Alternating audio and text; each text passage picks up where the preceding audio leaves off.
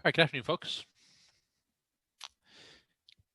Today is essentially implementing some of the AI stuff that we talked about last time. So specifically, it's going to be the arrive movement. So if you do have the AI for Games book, the artificial intelligence for Games book, if you do have that, specifically, it's going to be the arrive version of the movement AI. I'll draw some pictures and stuff, so we'll have some sort of some like crappy drawing and stuff. But essentially, we're going to use this component system where we can write a class that represents a specific type of AI movement. So arrive movement for us, but it could be anything. It could be a flee movement. It could be some sort of steering behavior. Potentially, might have to change some other code to do some to deal with acceleration. But you could, in principle, take any sort of movement code and just swap it out, because we're going to make the AI, the movement AI, a component of the enemy game object. So that we have a little bit of this set up, but we need to sort of finish the AI piece of it. So I think we wrote the interface last time. So the interface, very simple, just returns a vector2, get movements, and it takes in a transform, which will be the transform of the target, and a speed at which to move, which typically for a kinematic AI, you're either stopped or you're moving at full speed. So there's not going to be any sort of acceleration between that. So essentially, you can sort of think of it as our full speed, the value that goes in here. We're only doing it with movement, but you could do it for any type of AI behavior. You could do a similar type of sort of setup to what we have now. You might have an AI, some sort of behavior system, for example, that I don't know, whatever game you're making, there might be some sort of behaviors that get determined by some calculation, and you could swap out different AI behaviors that do potentially different things in a similar way to what we're going to do right now. In our game object, or in our sort of main enemy script itself, we are going to require an AI move type. So we're going to require something that implements this interface. So this more or less conforms better to that component pattern that Unity uses, because we've been doing this with tons of different scripts, tons of different components on all of our objects. So this is one of the things that conforms to that. So it's something you want to keep in mind. If you can sort of make what you're working on conform to this component pattern, it's probably going to work pretty well in Unity. Other game engines that maybe don't have the same style of things, it may not work as well. It might, it's possible, but this should work pretty well for what we're doing in Unity. And I just want to show that that enemy script. So we worked on this before when we talked about the action, right? That kill enemy action. The class itself, the abstract class enemy, it's a mono behavior and it's a product. But the big thing to say is that it requires, so on this game object, we need a rigid body, of course, and we need some script of the type AI move. So something that implements that interface. So that's what we're going to write today. That's sort of the main thing today. Where this is actually used is not really here. It's moved in the overridden version of this method in our concrete enemy classes. So we'll go back and take a look at that. I think we already added in some of the code for that in our concrete classes, but this is essentially where that AI is going to be called, just in the overridden versions in our melee enemy and in our ranged enemy. What this means, the fact that this will be a component, this AI movement is another script that's on the game object, means that via code, we can easily swap it if we need to. As long as we have another type of movement that implements AI move, we can swap it out as much as we want. And that's super powerful. You can do it at runtime. So when you're running the game, maybe you have some enemy that's following the player, and then when that enemy gets down to 50% health, you swap out the movement to a flee movement. So you have one that does a follow and one that does a flee, and then you just swap it out to a different AI, and you don't have to do anything else in the code. Nothing else in the code changes, but you can change the behavior just by swapping out a component. So that's sort of the power here. That's why I'm showing you this way of doing it. So back to our slides. The arrive movement script, the sort of main part of it is that it is a mono behavior because it has to be attached to a game object, and it implements IAI move, so we have to have that get movement script.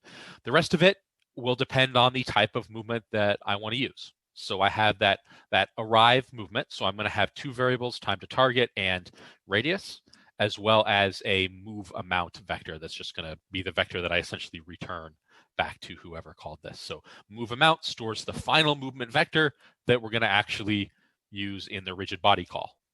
So to actually move the enemy.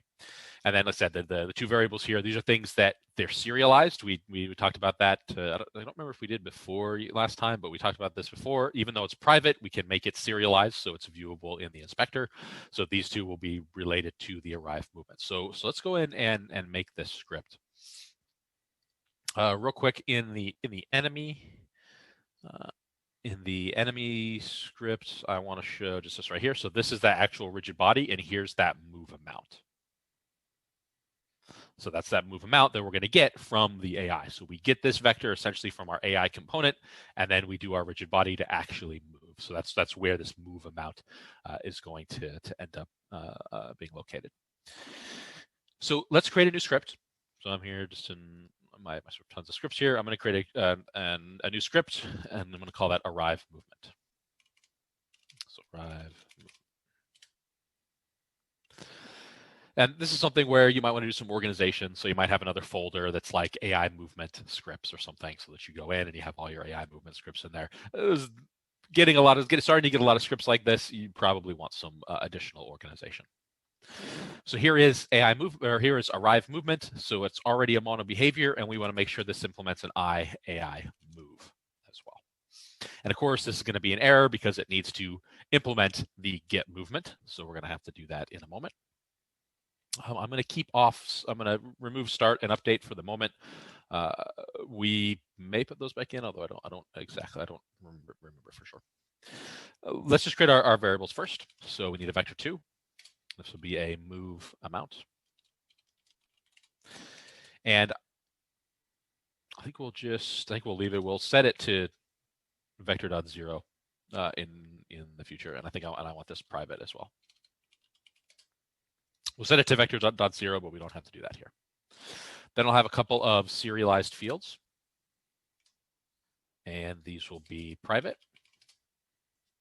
And the first one was the radius. So it was a float radius. And a second serialized field that is a float time to target. Again, because these are serialized, I don't have to set them in like awake or something or in start. I can just set them in the inspector. For move amount, that's something we'll mess around with in a moment in another function. So that's what I need for arrive movement. There potentially could be some other variables in there as well. So this is something where going and taking a look at the AI for Games book that I mentioned last time, going in and taking a look at that and seeing what things you can sort of tweak and mess around with. But for our purposes, this will be just fine. I'm going to talk a little bit more about this, the radius and time to target, and how they work in this algorithm by drawing some pictures. So we will take a look at these again, because I know that I sort of briefly showed it last time, but it was more in the AI for Games pseudocode style, and it might not have been that clear. So we will draw some pictures out and stuff, and look at the algorithm a little bit closer than last time. Okay, so that's our values here. Then we need our get movement. So this is the one that our AI move is required to have. We have to have this because we implement that particular method. Now there is a few pieces here, and I just want to point out a couple things about them before we code it up. So this is setting my vector to 0. And that's just the initialization of it. If for some reason we don't have a target, let me change the color on this too. The red's not great. So we set the vector to 0, so no movement. That's what that means. So 0 vector means no movement if I were to try to apply this with my rigid body. If the target's null, so in other words, if I don't have a target, and the target can be anything, it's just a transform, so it doesn't have to be the player. You could have patrol points be a target. So you might move between random patrol points. Maybe you want to move to another enemy or something. That's perfectly fine. There just has to be a target. If there is no target, then we just immediately return move amount. This is our little protection here, that if there's no target, then don't move. Which could be strategic as well. You might have code that sets the target to null, and so all the enemies stop moving, or the enemies that are using that particular movement stop moving. So that's the idea of this. No target, don't move. Then we check the vector to target. We compute that. So the target position minus our position. So I'm going to draw some pictures of this in a second. If the magnitude, so the length of that vector, is less than the chosen radius, so this is one of our variables we set, then we're going to return move amount, which again is still 0. We haven't set it here. So if we're within the radius that we select, we stop moving. So this is how you can get something to chase you to a certain distance. And for a ranged unit, that's probably what you want. You don't want the ranged unit to go right up and try to overlap with the player. You want it to move towards the player and then stop at some point. So you just have a larger radius, and the enemy will stop. The last piece is the actual calculation of the move amount. So we take the vector, the target, and we divide it by time to target. This may not be 100% clear. That's why I think the picture will help with this. If the magnitude, so the length, is greater than what the speed should be, then we normalize the vector, multiply it by the speed, and that's our move amount, and then we return it. So there's not a whole lot here. It's just a couple of different pieces. No target, return 0. We're within the satisfaction radius, return no movement. If we're not, if neither one of those are true, then we need to do a little bit of calculation based on this arrive algorithm, which is mostly this, and then return the appropriate vector. So let me go back over to the code, and I'll draw some pictures on the sort of black background stuff as we sort of write this in. So let's do this public. Yeah. So we are going to return the vector. I had to remind myself what the AI move was. So we're going to return the vector 2, and this will be get movement. And it's going to have a transform for the target and a float for the speed. And of course, we have the error because we need to make sure to return a value. So let's take that move amount, our class variable, and let's set that to vector2 dot 0. So it's just all zeros. And if for some reason our target is null, then we're going to return move amount. So that's just our return 0 if we don't need to go. Then we're going to compute the vector to the target. So this is where I'll start doing some of the drawing. So I'm going to call this vector to target.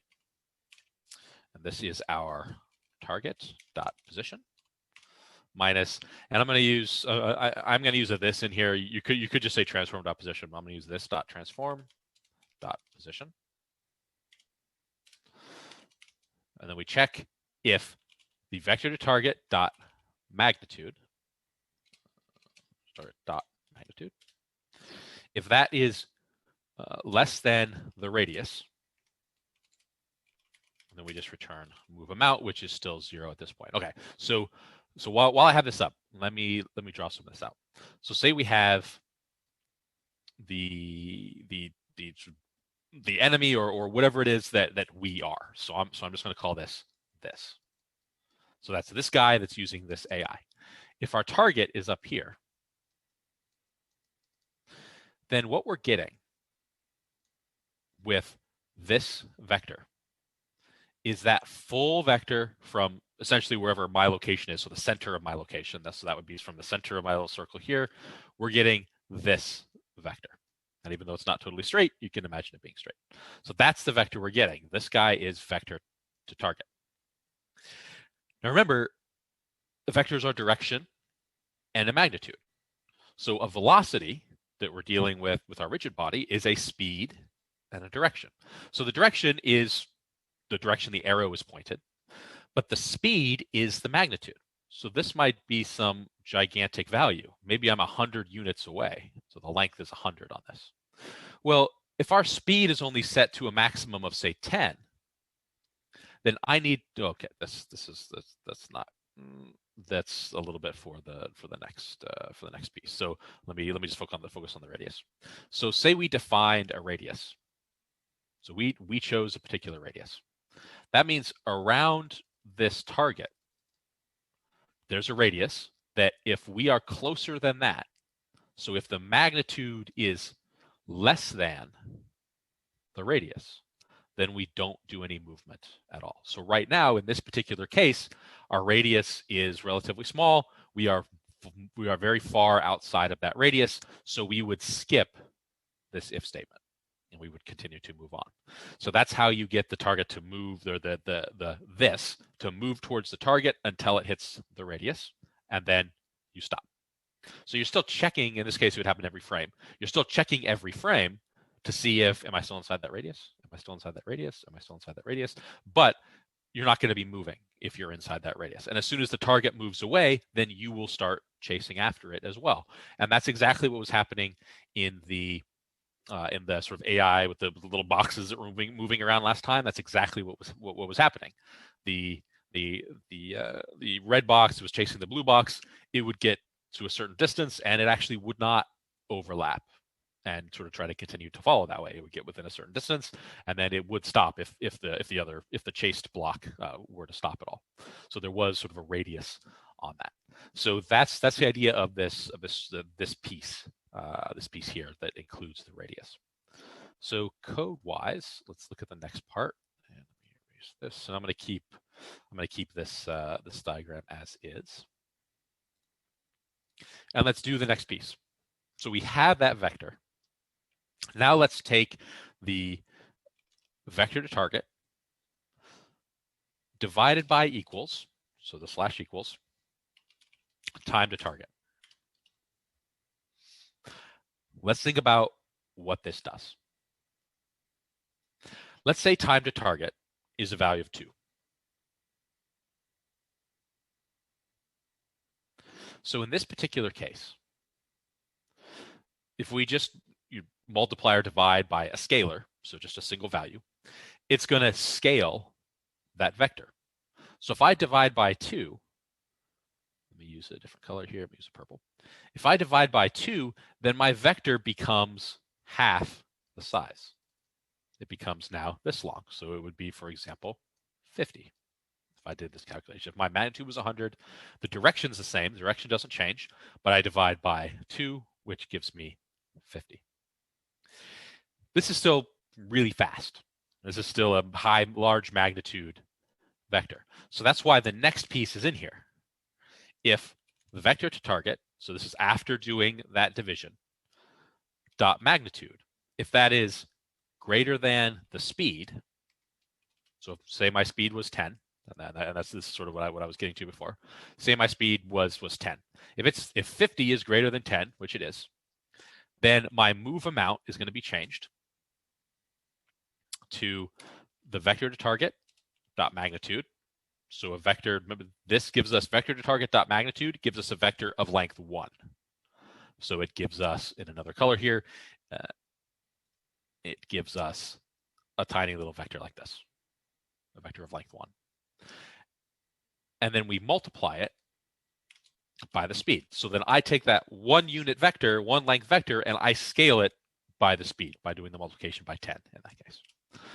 So this is basically forcing me to,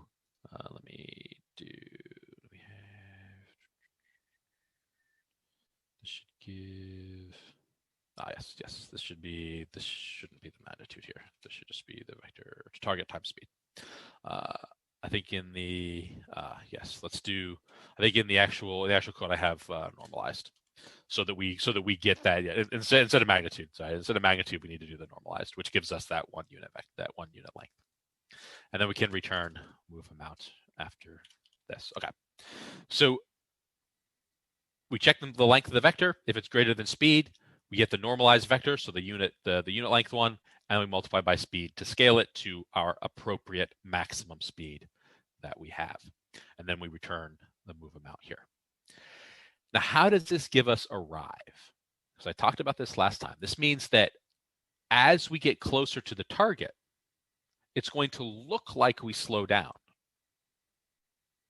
So by arrive, I mean, you have some sort of target, you're moving towards a target, and as you get closer, you're going to sort of slow down until you get really close to it.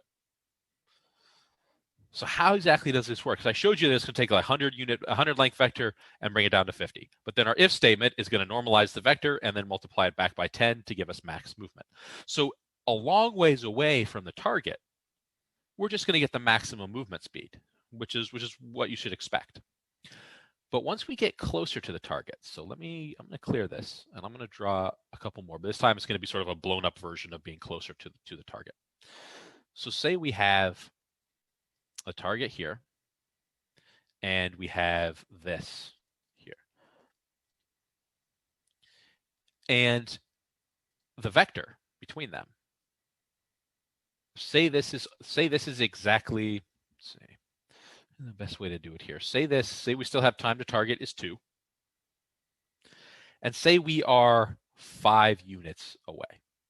So we're less than the speed away, but we're still within, or we're still outside of the radius. So this is 5. What happens to this piece here? We take the vector to target and we divide it by 2. So now this is going to be 2.5. It's going to be another vector that's 2.5 in size.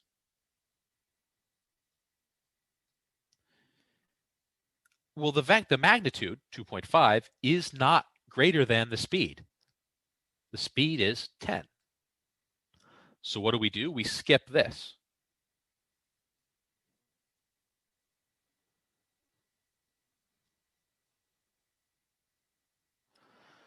We'll probably need, I think I'm missing something here, and it's probably missing on the slides as well. We probably need, because this right now will just give us to 0. So I should take, yeah, I think I'm missing this here. That's probably something I didn't copy in or didn't have in totally. I'm going to take the move amount and set it equal to vector to target here, so that we get this vector to target, and so that's what we end up returning. So we return the vector to target with a magnitude of 2.5. So we move slower than our maximum speed of 10 because we are closer than 10 to our target. We're closer than that sort of 10 units to our target. So as we get closer, if we now, another frame went by and we're now closer, we still divide by 2, and now we're going to move even slower than we did in the previous frame. So this is going to make it look like we come in and slow down to the target. So that's the idea of this arrive movement. And again, I think this is missing. I think this does need to be here. I'll have to go back and take a look. But I don't think it's in the slides either. So make sure that you don't miss that piece. If the time to target, if you set that value to say 1, so you set it at 1, you're still going to get this sort of movement in sort of the same sort of slowing down way, because I'm going to get this time to target. It's going to be in this case, I wouldn't divide by 2. I would just divide by 1, and it would be 5, and that's still less than speed. And so I'm just returning the vector that is like 5 rather than like 10. So no matter what time to target is, you'll still be getting this slowing down effect. It's just a matter of how much you slow down as you move closer. So the larger this value is, you're going to slow down essentially more as you approach the target. So a value of 1 is usually fine. You can even put in values of less than 1 if you want to. That works just fine. Think of that as increasing the value here. If I divide by 2, I get 5 to 2.5. If I divide by 1/2, then I get 10 for this case. So in that particular frame, I would still be moving at full speed, whereas a value of 1, I'd be moving half that fast, and a value of 2, I would be moving a quarter that fast at this particular frame. So the reason why this is serialized is so that we can play around with that and see what feels good. Do you want the enemy to sort of really sort of slowly move in, or do you want it to move in much faster and then sort of stop much faster? Sort of put on those brakes much faster. That's the idea of this arrive movement. And sometimes you got to play around with it a little bit, because this really is the sort of secret sauce, and it's just a division, right? But it is sort of the secret sauce to how this gets to that point. This and sort of along with the if statement. Okay, so now I had that. I know I had that missing, I think, from the slides. So does anyone have any questions about this arrive movement? I know we talked about it a little bit last time as well, sort of getting a handle on it, but this is the way that we're going to code it for our implementation.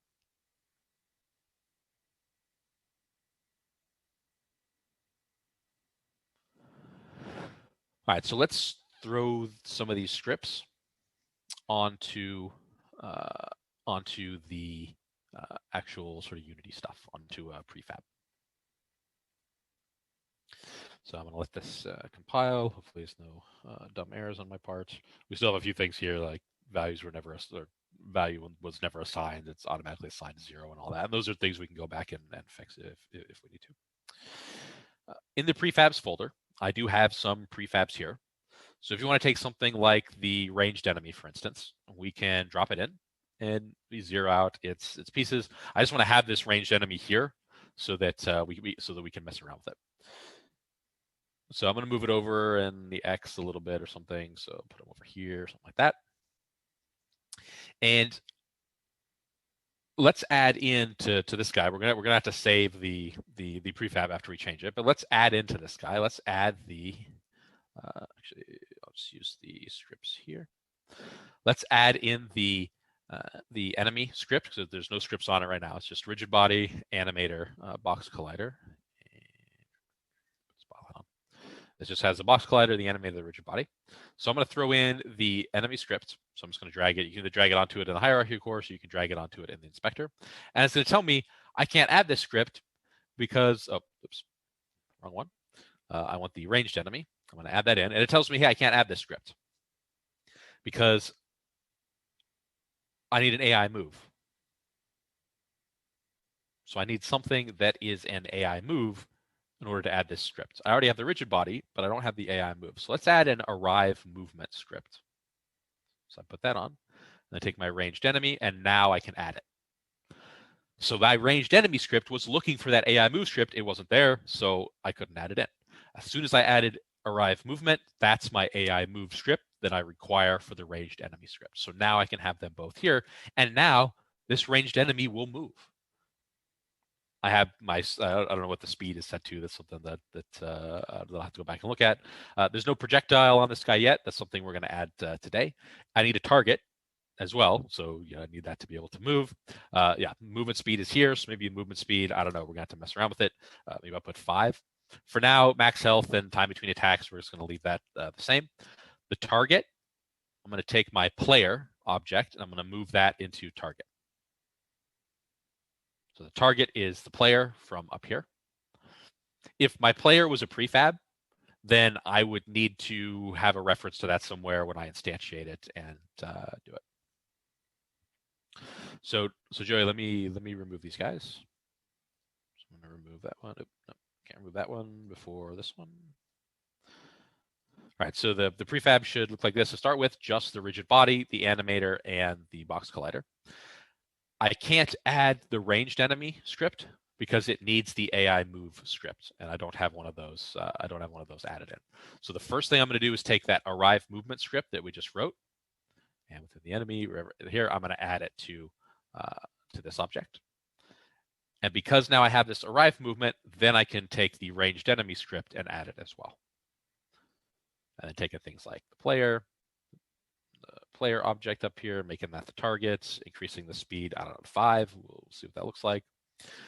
For the radius, it's just in Unity units, so we could pick something like 2, whatever, 1, something like that. Time to target, let's just put it at 1, and then we'll play around with it a little bit and sort of see what happens. So I have my movement AI variables and my ranged enemy AI variables. So you can sort of see how it's a component. And if I had different movement scripts, I could just use them instead of this one. So it makes it really easy to create new enemies. That's one of the key points here. If I had a different type of enemy that needs to do movement differently, I just use a different movement script, and all of the code in the enemy base class and in principle in the enemy concrete class is almost the same. I don't have to go around changing a bunch of code for different types of movement. I do that in separate movement scripts. So this really does follow along with the Unity component-based system. So let's see. We don't have this quite hooked up enemy-wise yet. We need to have some stuff put into the like the state machine and stuff. But this is what you should be looking for the enemies themselves. And in fact, let's I don't know if I have this in the slides today. I think they're in the slides more tomorrow. Yeah, let's actually throw in, or the slides for next time. Let's actually throw in some of the game manager stuff to actually get this enemy to move, so we can actually see it moving today. Again, I don't think this is in the slides today. So once you have that in there, I'm just going to make sure that I save like the scene and stuff. We're going to keep this guy in here. We're not going to worry about the spawning just yet. And let's go over to our code. And I want to go into Game Manager. And notice we have entity action. So this is what is being called from our state machine. So our state machine, when it's in play mode, during process, we're going to call the entity action. So right now it's just the player that can move, but we want to get the enemies to move as well.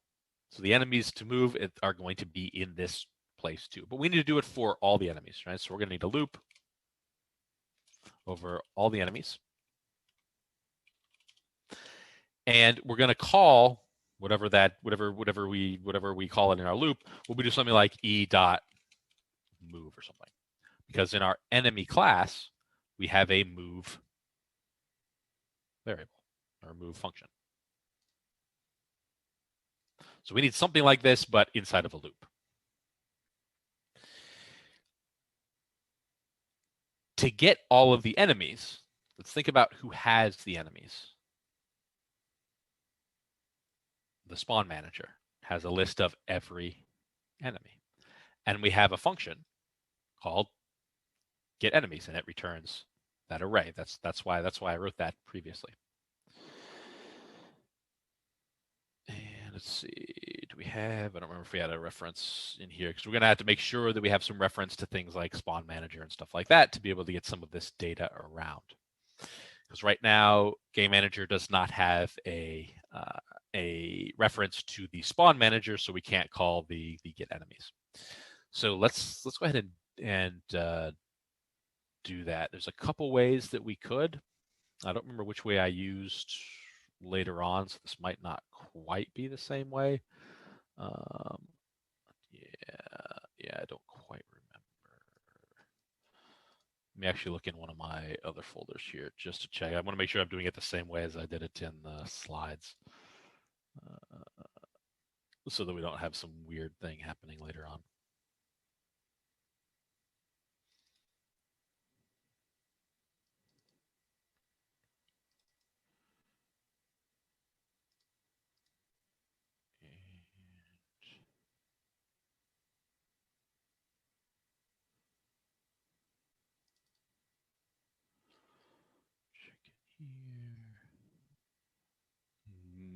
So no, it doesn't look like I put a reference to Game Manager in the Spawn Manager, which should be fine. So in the Game Manager, yeah, in the Game Manager, I just have a reference to the Spawn Manager. So that's the way we'll do it here. That's the way we'll do it today. So I'm going to put this underneath the singleton stuff, and we're just going to make a public reference to the Spawn Manager, and this will be spawn lowercase Spawn Manager.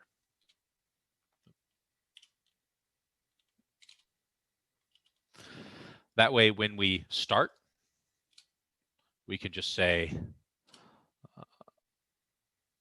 spawn manager dot get enemies, and we'll create our own list up here as well. So I could probably take that from the spawn manager list here. This, but I don't need to do the new thing on it.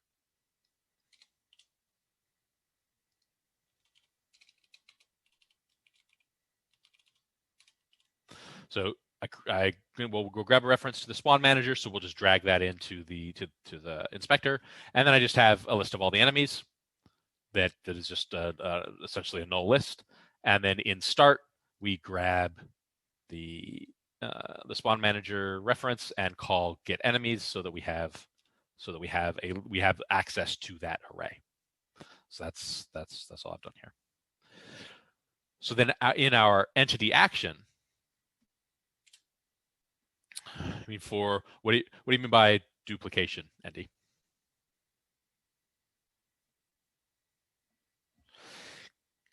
Kind of. It's remember that it is this, and that this list is only still in one place in memory, because it is here. The only time we ever did a new list was here. Otherwise, it's just a reference that we're passing around. Yep. For our, and we're just sort of keeping a reference here in Game Manager. We could, in principle, we could call this every time we needed it, but rather than having to go through, rather than going through the function every single time, we may as well just keep a reference here in Game Manager because we do need it for this entity action. So I'm gonna use a for each here. And this will be for each enemy, and the reason why I used E, because this is what I typically do, for each enemy E in all enemies.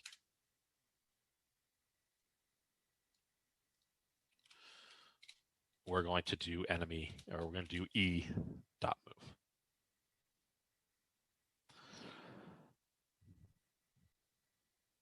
So this will now get called, let's see, semicolon. This will now get called every single time when the player update stuff moves, all the enemies will move as well. Let's check our enemy.move. So let's check our e.move. It's going to get movement, which we'll be calling the overridden one, unless there is no overridden one, in which case it will call the one below here. And then we'll get with the move amount from that and do the rigid body stuff. So let's go to that ranged enemy. Notice get movement. I already put this in. Base.move amount is our AI movement.get movement target speed. So we added this in last time because this is what we're calling. We're calling our AI movement.get movement, which is the thing that we just wrote. And we send in a target and a speed. The target is set in the inspector. The speed is set in the inspector. So we have all of these things sort of connected, but it gives us this flexibility to be able to put whatever AI movement we want to in here. And the concrete enemies, they're relatively simple because most of the sort of work is done in here, grabbing those components and actually doing the rigid body movement, and in this case, take damage and death stuff. So because I hadn't planned on doing the particular movement just yet, or getting the movement hooked up just yet, this may not work the way I want it to, but we will find out momentarily. So yeah, here you go, Joey. Those three parts: the no target, within the radius, and outside of the radius.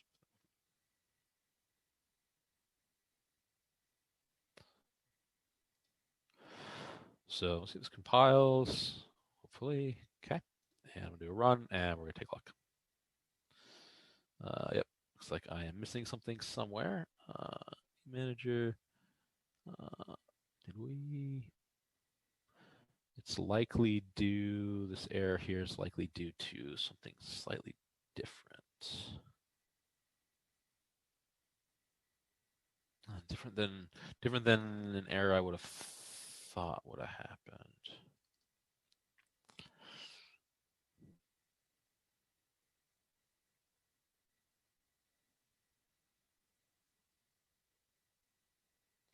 So I would have expected, if anything were to happen, something would happen in the entity action, not necessarily in the state.process.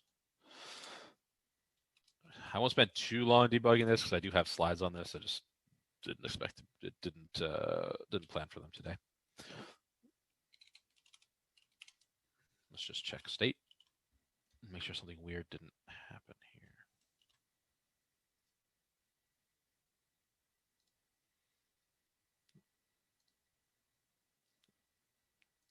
Semicolons, very helpful.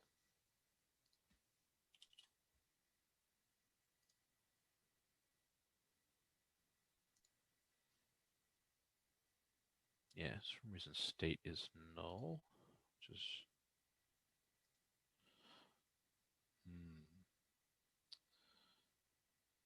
Nathan. Yeah, the prefab's probably not in that enemy list because and I didn't save it here. Okay.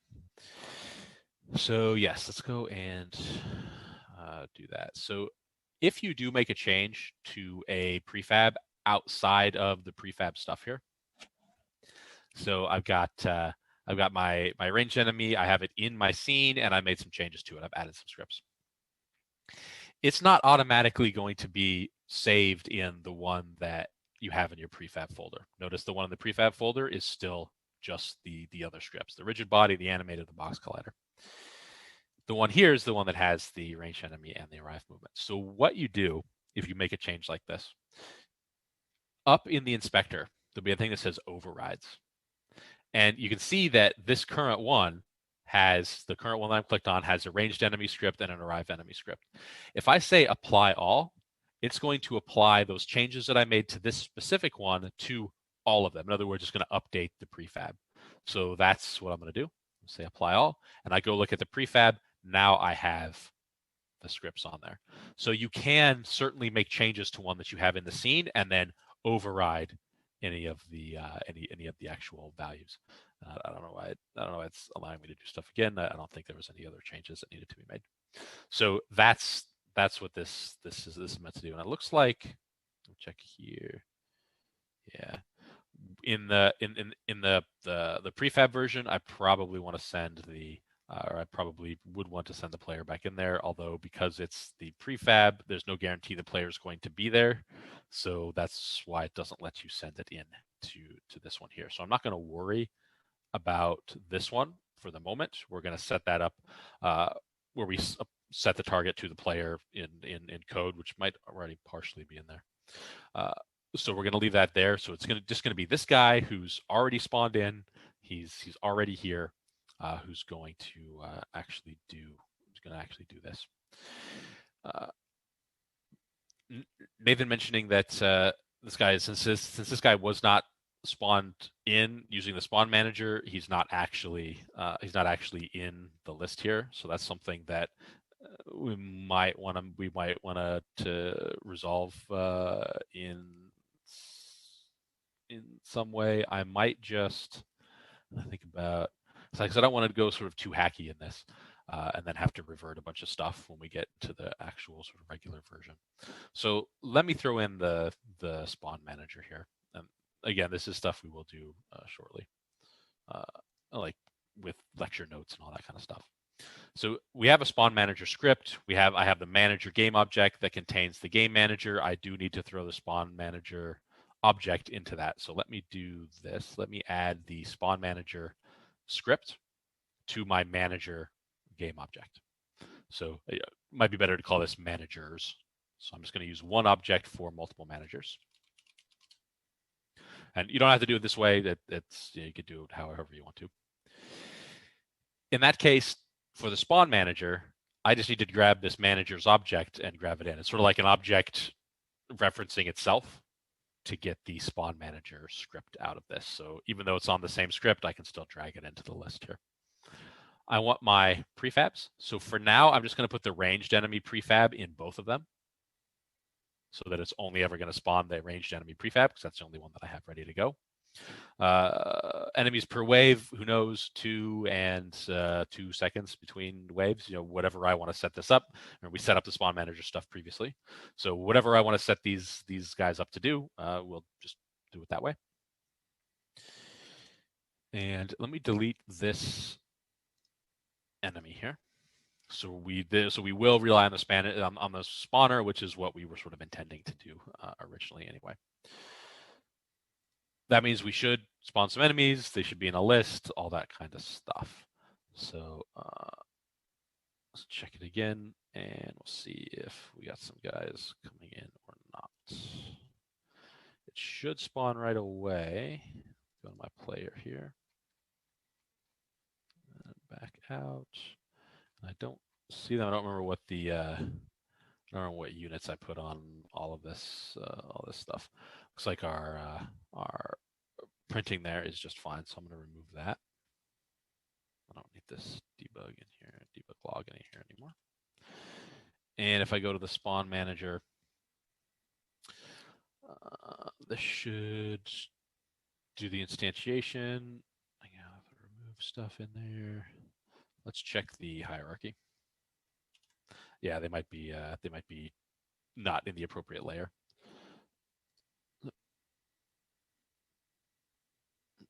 Did I? don't know which one I did here.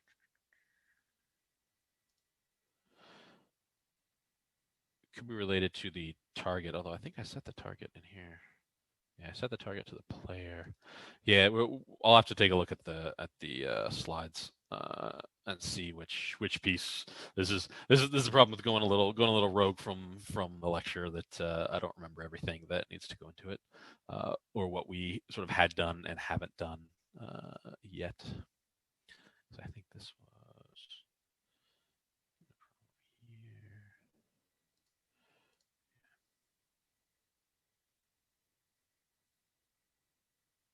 Yeah, something weird happening here.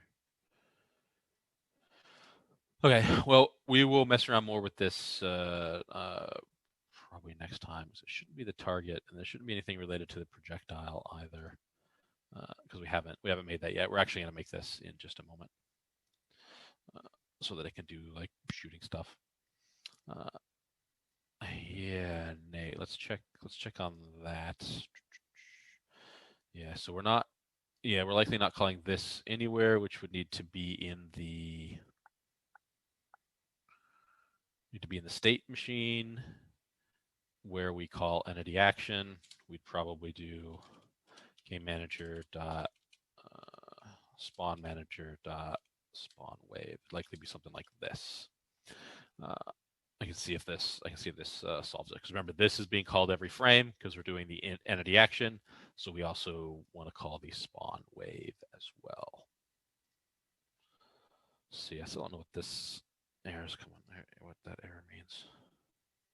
Okay, so there is, yeah. So there's our guys here, and they're coming in. They are getting quite close, but you notice that they are stopping when we do this.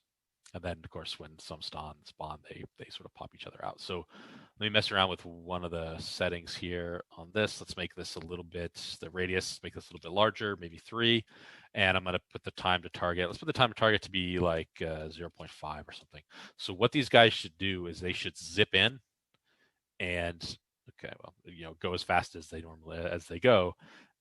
And you shouldn't see much slowing down. Let me increase their movement speed as well. So they should sort of move faster in and not look like they slow down very much.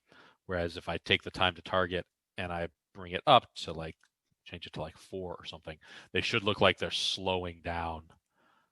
They should look like they're sort of slowing down faster, or slowing down more here. And some, I have the spawn just random X and Y, so it's not, some of them are popping in sort of inside the radius already, but they're not getting any closer than the radius that I set. They will kind of push each other around and stuff. All right, so after, yeah, so the main thing here, we do need to do the spawn the wave. Thanks to Nathan for that again. In the play state, we do need to make sure we're calling this the spawn wave. So we have a reference to spawn manager already, and we have the spawn wave. And yes, Joey, spawn manager is public because that's what we used in. It's accessible in the Specter. So I'll go back to that here in just a second.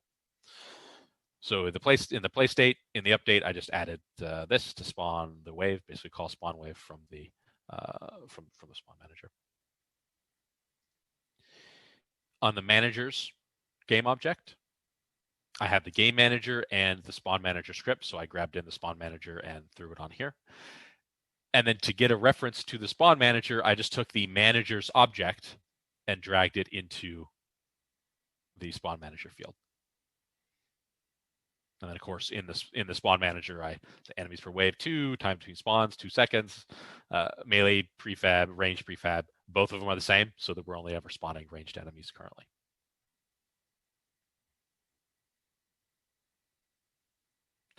And then in the code, in the game manager, it has a reference to the spawn manager and to that all enemies list. So this was a couple of things that I wasn't necessarily intending to do today, but it will get you to a point where you can do some movement. So entity action goes through all the enemies and calls e.move. And we can do that because we grab the enemy list, the list of all the enemies from the spawn manager at the start. There is a very subtle dependency at this point. The spawn manager has to exist before I can do this line. If spawn manager doesn't exist yet, if it hasn't run through its like starts and to create or at least be created somewhere, then this actually won't work. So that is something to consider when you're sort of figuring out what stuff is around. That's why potentially using awake to create stuff could be useful. I only have start here. When awake stuff should happen, it should do this stuff on awake anyway, any sort of initializations you have here. But it is important to think about awake and start and which needs to happen which way. There are project ways you can mess around with the project settings to make sure that scripts are running at the appropriate time. So certain scripts run after other scripts. There are ways to do that as well if you absolutely need to, but it is worth paying attention to what is using start and what is potentially happening on awake, because this could be a problem if spawn manager does not exist at all yet. All right, so what else do folks want to look at the moment? Does the sort of spawn manager stuff in here that we worked on last time and having that called in the state function, and then our game manager having the for each and getting that reference to the spawn manager, does everyone sort of have that in there? And then of course all of the Unity stuff, dragging and dropping all the Unity things. And then the ranged enemy here. I don't have to set the target here because we do that in code. For the projectile, I want to do that actually right now before we are finished. So we'll write a little projectile script, and I have a projectile prefab already. So it has a box collider, a sprite renderer, and a rigid body 2D. This one does use a sprite, so it does have a prefab, whereas remember our projectile for the player wand used a particle system. So you have just two different ways to do something that is basically going to work the same way, or at least do the same sort of thing.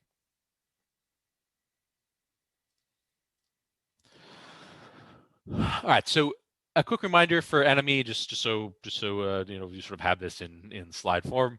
The AI move component is something we set in start or awake. It's something we grab. We use a get component. Get movement is virtual here, so we can override it and then call our particular AI movement stuff or anything else we sort of need. So because we set up enemy this way, again, it's super easy to swap out a different AI component, either a base component or during runtime. When the game is actually running, you can easily, by code, just start swapping out AI components if you need to. So this allows you to literally have the classes that just do one thing, that just does movement in the arrive way, and does movement in a flee way, and does movement in another way that's based out of the AI for Games book. So it lets you it lets you sort of follow this rule of like a single responsibility. A class, the single responsibility idea is that a class should only do one thing, and all the functions and data should be to support that one thing. Well, that's what our AI move classes do. They do one thing, they get you the movement. All the variables in there are to support that. And so you can make as many movements as you want. They might have different variables, different algorithms, but they all do that one specific thing that they're supposed to do. So it sort of lets you follow this very nice component method, which can be quite useful and quite flexible. All right, so I had a little bit in here. I know we already sort of messed around with enemy last time, so we already had like this awake stuff in there where we got the AI move component. We already had the get movement override where we called the AI movement, get movement, and then the target transform and the movement speed. So we already had some of this from previously when we were messing around with it. The point is, for an enemy, this is pretty close to all you need for a concrete enemy to work properly. You just need to make sure you have the movement component, and then make sure you grab that component and use it in the overridden get movement method. Other than that, anything extra in there is extra to that enemy. So, for example, the projectile. So for the ranged enemy attack, in the get attack method, this is one that's overridden.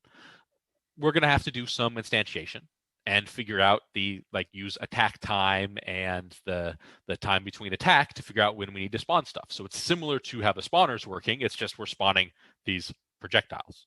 So I'm going to add this get attack into the ranged enemy function. So we go back to here, and in our ranged enemy, we just have a few things, not a whole lot. It is important to do this base because this base is calling base from enemy. The base for enemy is what's grabbing the rigid body and the AI movement component. So it is important to have this base call in there. And let's do the projectile thing. So it's going to look just like the spawning stuff we've done before. If the attack time, and I guess we'll use equals 0, then we're going to create a game object. Game object. That I'm just going to call P for projectile. This is an instantiate. It's an instantiate call, and it's going to be a projectile. That's our projectile game object. So we're going to have to set that in this. We'll have to have a prefab for it, and it'll be we're going to do transform dot position. So we're going to spawn it at our current location, and we're going to give it a quaternion of identity. So that's our instantiation. We are going to have a call to set the projectile's target, but we don't have the projectile script yet, so we'll add that in just a moment. And then the normal sort of spawning stuff. So attack time equals time between attacks. So we're resetting it. And every time we go through this, we're going to say attack time minus equals time dot delta time. So the normal sort of spawn if statement with our instantiation of a particular projectile. So that's what's going to happen in get attack. We need to put the projectile prefab into this serialized field. So if I go back to Unity, I have this projectile prefab. It doesn't have a script on it yet. There's no projectile script on here yet. But in my ranged enemy prefab, I can drag the projectile prefab into the projectile section. Now, when I spawn a projectile, it doesn't do anything yet because I don't have a script on it to have it move and do all that kind of stuff. So let's create a projectile script. Create a new C# script, and this will be projectile. And once that pops up here, go into it. All right, so this is going on our prefab. I'm going to keep start and update there for now. We'll probably change it in just a second. I want a few fields. I want a sort of a basic sort of serialized fields for our prefab here. So things like, I'll make them private here. Things like speed, for instance. And things like I don't know, the damage. So it's going to do some amount of damage. It's going to have some speed associated with it as well. Then, of course, it needs the rigid body, 2D. Name that RB. Go. And it's going to need a move amount. You might put some AI on this as well. If you want this to chase the player, you could just slap an AI on here and use this whole move amount and get movement process on a projectile as well. So again, that's where some of this flexibility comes through. Now we're going to make this simple. It's just going to continue in. It's going to sort of target the player and move towards the player, but not chase them. But you could imagine putting in some sort of chase on here, something where if you get close to the player, it like blows up and has an AOE rather than having to directly target the player or chase for a certain amount of time. So there's all sorts of stuff you could do and use a similar process to the enemy AI that we've just been messing with. So I'm going to do the same sort of style here. I'm going to have a move amount vector 2. And we probably want in start, we probably want to grab the rigid body component. So we'll do that as well. Just so we have it. So when we do our movement in fixed update, we will already have the rigid body set up for us. I just mentioned fixed update. This is going to move regardless of the state machine. We could throw in some more code to make sure that if we pause the game or something, all the projectiles paused. I'm not going to bother doing that here, but you could hook this up into our game state machine as well. But I'm going to leave that out, and I'm going to use fixed update, and this is something we're going to change in the rest of our code next time. We're going to use fixed update. We're going to use fixed update for the rest of our actual motion. When we do something to the rigid body, it should happen in fixed update. But for our enemy movement and our player movement, it's not doing that there.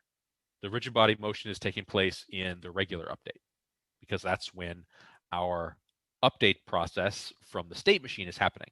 So I will show next time how we can make the state machine work with fixed update in addition to the regular update. So you can have input being recorded during regular update and have motion actually happening during the physics update or the fixed update. So let's do the move position thing here.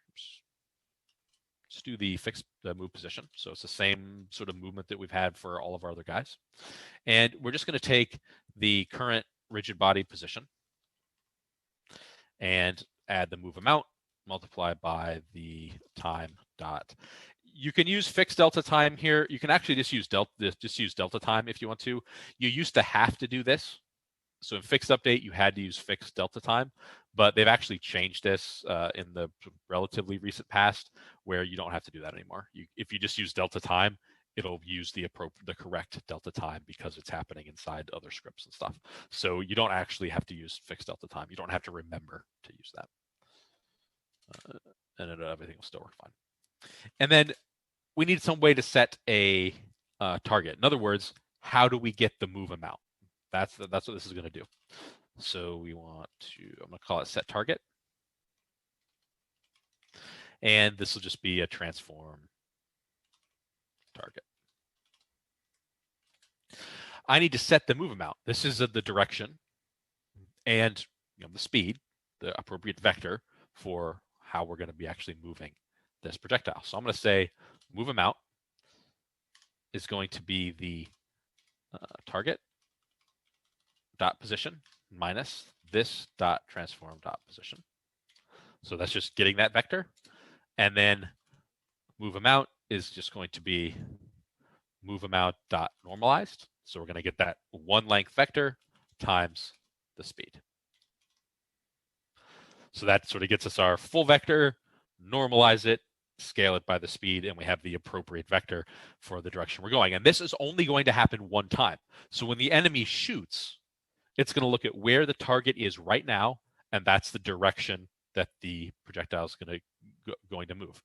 If I put this in here, like this, and I set the target, say the target was a variable up here, and I set the target and just set the target in my class variable, This would cause the projectile to follow the player, because every single update, it's changing the vector, which means it's changing where it's moving. That's movement every single update. So you can get it to follow the player if you do it every single time. But if you just do it once, then it'll shoot where the player was at that exact moment. The last little piece of this, because we have the sort of rigid body and all that in there, I think it's set. Let me check in the prefabs and the projectile. I think this is set to is trigger. So the box collider is set to this being a trigger. So it needs to, whenever it hits an object or interacts with another collider, it's gonna throw that trigger, on trigger enter, on trigger exit. It's gonna throw those sorts of messages. So in my projectile, I'm gonna say void on trigger. Which one is this? On trigger enter. We want the 2D version. So on trigger enter 2D. If other.tag is equal to player, and we'll have to check to make sure that is correct. I think it's capital P, actually. Then we can do something like, for now, I'm just going to do a print. We can print like hit player.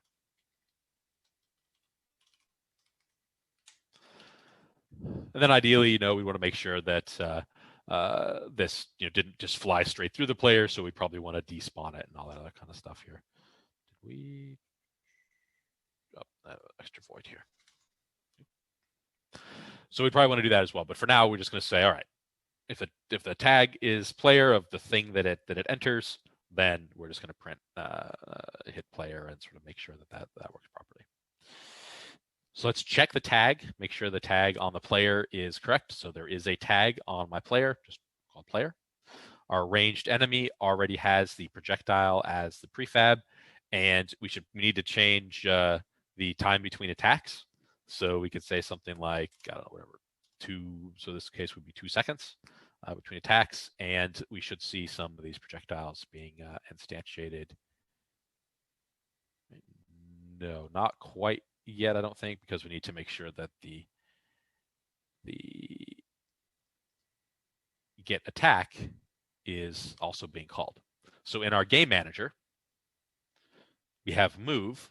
We can also say e.get attack. So every frame, the enemy is computing its movement and computing whether it needs to get an attack. So that's in our entity action. So that's why I call this entity action, because it's them sort of, it's sort of all the actions that can happen with the player, so the movement of the player, and also the movement and attacking of the enemies.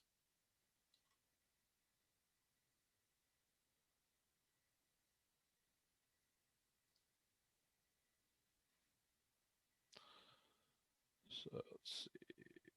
So we got our waves up. There's one of the projectiles. So clear it's not sort of moving the way that we might want to expect, but that's sort of the idea here. So let me check the fixed update here.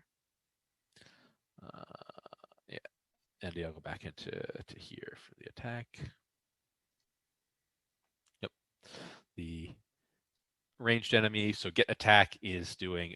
Yes, we need to set the target. That's why I wasn't moving. So our get attack. If attack time is 0, then we're going to instantiate, and fixing my comment here, we're going to say p dot I call it set target. Did I make that set target? Yes, I need to do I need to do p dot get component projectile, which we'll need to make sure is on the actual projectile itself.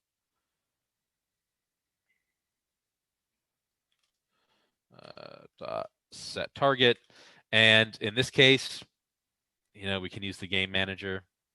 So I can say something like game manager dot instance dot player. That's something we could do. There's probably a better way to do this, but at some point we do need to. Yeah, this needs to be player dot transform. At some point, we need to make sure that the projectile knows where the player is. So at some point we do need to have that in there. So this is just setting. This is grabbing the particle, the projectile component, setting the target to the player not transform. So that's something that we do need to do. Let's check the projectile. Make sure that we throw that script onto it, and set a few of the values, and then we should be good to go with it.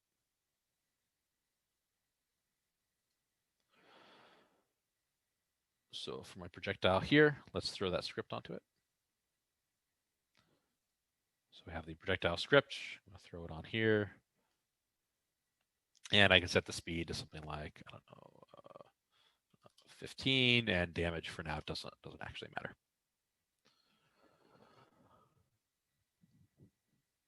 So there goes those projectiles. And they just keep going and going and going. There's nothing that actually destroys them, so that's something we'll have to look at probably next time.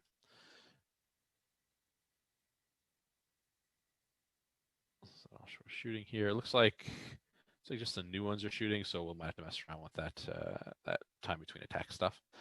But yeah, I think that might actually be 0 or something. I don't know. We can take a look at it. But that's the idea here with the projectile, the get attack, and sort of how this projectile works. So set the value of something in here to some speed. Once you throw it onto the prefab, make sure that the ranged enemy has the projectile prefab in here. And then in the code, our get attack instantiates, sets the target to the player. We reset the time between attacks, subtract every time we call get attack, subtract the time.delta time. And then in our projectile, it has all of the rigid body motions, setting the target, and a on trigger enter 2D. Let me go to the slides because they have a lot of this in here as well. So they have the sort of beginnings of the projectile stuff in here, as well as the setting the target, the fixed update, and the on trigger enter 2D. Eventually, when the sort of other .tag, when that is player, then eventually you do like a take damage thing. We've done similar stuff to this before. So that was all that I intended today. So there will be some more coding. We're going to do the fixed update stuff, and we're going to do stuff for the boss as well next time. There's only 3 lectures after this, so my sort of original intention was, at least based on the amount of lectures for the semester, was 1 more Specter lecture. That might turn into 2. We'll see, and then 2 lectures on the tile map system in Unity. That may end up turning into 1. They weren't super long lectures anyway, so that potentially could just be 1 anyway.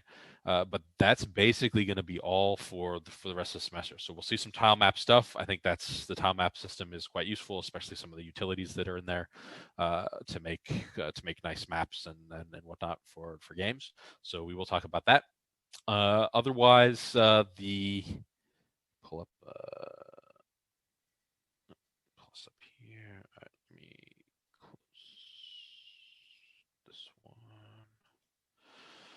So as far as calendar stuff goes, obviously we don't have anything the rest of this week. We've got the 1st and the 3rd and the 8th. So those are the last 3 lectures. Your game jam stuff will be essentially 4th through the 7th. That's the idea. It'll be similar to the GDD stuff you've been doing. You'll get a theme, which I think I've already decided on, and then you'll write up a quick GDD. Doesn't have to be super detailed or anything, just something so that everybody's on the same page. And then you'll make a game over the course of that time. So we'll talk about it more next time as to exactly what I'm sort of expecting. And I'll probably let you use some of Kenny's assets if you don't want to spend tons of time working on sort of custom art. Kenny has a lot of assets that you can use, and they're all free. So I'll sort of let you use that if you want to go sort of searching through his assets beforehand to see what's available. But he's got 3D assets and 2D assets, so you can sort of make what you want. So that's the plan for the upcoming stuff. I'll get some of this Specter stuff cleaned up, so that I can sort of go through it again, especially the stuff that I added today that I wasn't necessarily intending to add. So why that was a little scattered. Otherwise, that's it for today. I don't have anything else. So have a good Thanksgiving, and I will see you guys next week. Have a good one, Professor. Yeah. Thanks, Professor. Have a good one. Have a great Thanksgiving, Professor. Yeah.